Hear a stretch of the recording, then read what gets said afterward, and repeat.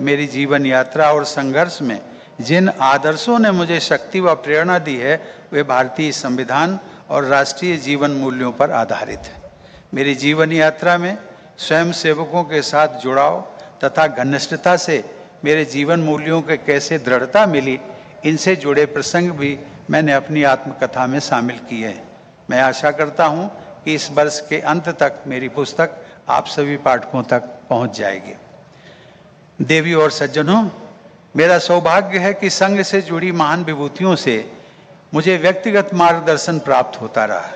संघ के चतुर्थ सरसंघचालक आदरणीय रज्जू भैया जी ने मुझे जन सेवा और अध्यात्म की पद्धतियों से अवगत कराया। उन्हीं के सुझाव पर मैंने राज्यसभा सांसद के अपने कार्यकाल के दौरान विपश्यना ध्यान पद्धति का अभ्यास शुरू किया।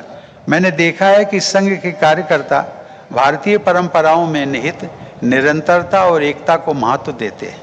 श्रद्धेय श्री अटल बिहारी वाजपेयी जी ने मेरी जीवन यात्रा को मूल्य आधारित राजनीति की तरफ मोड़ा और मैं राज्यसभा का सदस्य बना। माननीय नानाजी देशमुख से मिलने का सौभाग्य मुझे कई बार प्राप्त हुआ। उनकी प्रेरणा से संचालित ग्राम विकास के अनेक प्रकल्पों को मैंने नज़दीक से देखा और समझा है।